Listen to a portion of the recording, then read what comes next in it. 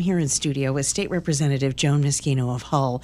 Thank you so much for joining us today. Absolutely delighted to. It's hard to think it's September. We're thinking, we could use like another extra month just snuck in there between August and September. Oh, I know. I know. I am love this time of year. Missing summer already. And remember, Hull is hosting, the Hull Chamber of Commerce is hosting Endless Summer down at Nantasket Beach on Saturday, September 6th. So join us down there, and everyone can soak up the sun and the good times and before we head into fall. Absolutely, and come back to, we always say come back to reality. It's like, let's just keep pushing that.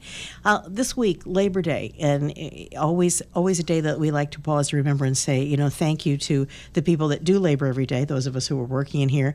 And, such a big movement with the unions, if you know the history of our country, they really help push forward a lot of advantages that people take for granted now, even though the numbers in unions are smaller. And I know that you had a shout out to some people on Labor Day. Absolutely. That's how you build wealth intergenerationally. That's how you build the middle class. Those are good working jobs. That is how you put food on the table. And we're grateful for labor that has been there every step of the way to just fuel our economy. It's so thank you to everybody out there. And we talk about labor unions, but broadly speaking too, thank you to everybody out there that's working in our Main Street economy. That's what fuels our local economies, our industries, and there's a lot of exciting investment that's going on right now into good union working jobs, and that's part of our green tech sector, and that's a lot of what's kept us afloat and our Massachusetts economy thriving during the pandemic. So, yeah, huge shout out to labor. Huge shout out to everybody who's out there making it go. When you talked about your green tech industry, I know that there's been some interesting news lately about biodiversity and biodiversity goals, and also legislation that you filed. Yes, so the Healy Driscoll administration actually just did a big announcement at the end of August about investments and biodiversity goals. And the reason these are important is because, we live here on the coast, and any investments in biodiversity is really around healthy environment and sustainable and resilient environment against sea level rise and all those big intense coastal storms. But they're also investments in our communities and our quality of life and our way of life. And so we're grateful to the administration for setting those goals and for starting to put us on a path on how to participate and how every community can involve itself in all of those efforts. And in fact, I did file a bill with Senator Joe Comerford from Western Mass, right? Because it's not just about the coast, about how to invest in our natural and working lands. And part of what I added to it was a clearer expression of the value of our watersheds, right? You want resilient watersheds because that's where our potable drinking water comes from, and that ties into the drought bill that we filed and how to protect everything. But it's also about how we really create that resilience on our coastal communities, and then it aligns with so many other things that we love. It's investments in our natural spaces, right? How everyone can walk on the beach at Nantasket Beach. That's DCR, right? The Nantasket Beach Reservation. That's World's End. That's Wampatuck State Park. It's all of it. So pretty exciting stuff. Absolutely. Now, I know that there were a number of events that we covered during the past week, and I say week, meaning going into last week, because it was the end of August. It's International Opioid Overdose Awareness Day, and there were vigils and some other ceremonies. And it's interesting to see so many communities that really came out to talk about what the situation is, to give hope and support to people, and let them know you're welcome here. Don't feel the stigma. We feel your pain was basically it. And I know that one of your towns, Cohasset, had a very wonderful ceremony on the Common, and we did cover that. Yes, they partner with the Anchor of Hull now. I mean, I have to give a huge shout out to Cohasset Safe Harbors. They've just really done such a great job of building bridges and to really build that coalition. And it's both about erasing the stigma, Right. I think Cohasset really understood. They lost quite a few young people over a short period of time. I think they just understood that they couldn't just put it to the side. They had to honor all of those young people. Every single person lost to the opiate addiction is someone's daughter or son or friend or a valued member in the community. And they were really lost those people, and they wanted to honor it, but they also wanted to build awareness and remove the stigma, because there are a lot of services out there, and to connect people to both get them the services they need, both for the person struggling with addiction, but also for the families.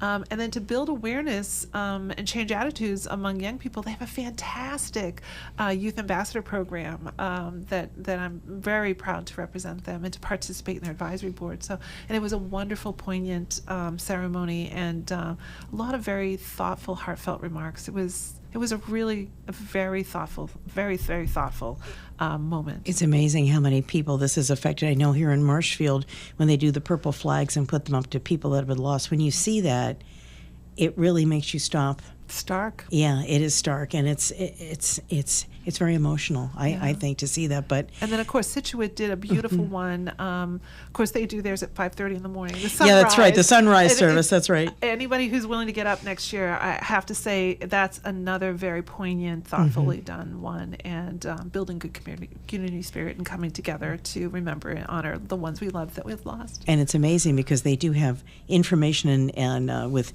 services available set up in that parking lot out by the lighthouse. Yes. So, and then I guess the service starts at 5:45. But Fax is right on Front Street. So, when they really mean what they say is that if you're struggling or you need help or you know someone, go in there and go into the Anchor, talk to Safe Harbors. People are here to help you, and they have a lot to offer. It's amazing when you think about between now and 10 years ago, very different landscape out there. So if you're listening and you need help, or you know somebody, a friend or family member, don't hesitate to reach out. There are resources in every community. Yes. When I say the number 243, what does that mean? Is that a lottery number? What does that mean? I should play that number. Yeah. So 243 is the number of women that have been elected to the Massachusetts state legislature ever. 20,000 guys, 243 women. How many men? 20,000? 20,000 guys. 20,000 men. So ladies, be thinking, get ready to pull your papers. We have a long way to go. In fact, I'm the 195th woman in the legislature, and I'm fortunate. My district, I'm the third woman. If you remember, that's Mary Jeanette Murray, absolutely. She served us so wonderfully for 20 years, and at the same time that she got elected, Carolyn Stouffer represented Hingham, and then they blended. Right. They blended the district to be third Plymouth, and so we have a long history and tradition of women stepping forward in service. But yeah, it was a day to celebrate how many women, and watch the Mass Women's Political Caucus, watch the Mass Commission on the Status of Women. They are, and the Caucus of Women Legislators. This is our 50th anniversary of women coming together as the Mass Caucus of Women Legislators, and we'll be celebrating throughout the year just women in service, and trying to raise the profiles and encourage other women to think about stepping forward. Not everyone is built for public, but public service is tremendously interesting and rewarding. I enjoy it tremendously. So we'll be celebrating all year, but yeah, we just put out a post on the 243rd day to celebrate 243 women. And I keep hearing that number, 20,000 men. Yeah. Okay, ladies, we need some more. We need some more women in legislature. Anything else interesting going on in the district right now? We have a lot of. We spent a lot of time in the district in August, and the one I wanted to bring to you was the Hull Life Saving Museum partnered with the Ark of the South Shore to create a docent training program, and it was the first two people that went through was Katie Daly and Mike Kennedy. They are fantastic. They just have done a tremendous job.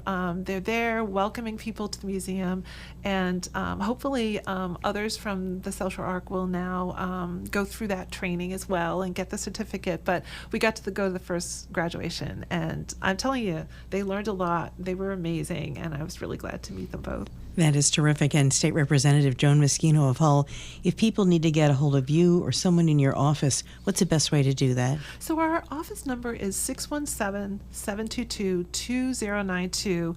My legislative aides answer that phone. You're not bothering me. We want to hear from you. And particularly, we've been hearing a lot about unemployment cases. So please call your state, if not me, call your state legislator. And you're always welcome to email us at joan.meschino@mahouse.gov. We look forward to hearing from everyone. That is terrific. Again, that's State Representative Joan Meschino of Hull. Thanks so much for joining us today. My pleasure. Have a great end of summer. Thank you. I'm Christine James, 95.9 WATD, 95.9 WATD.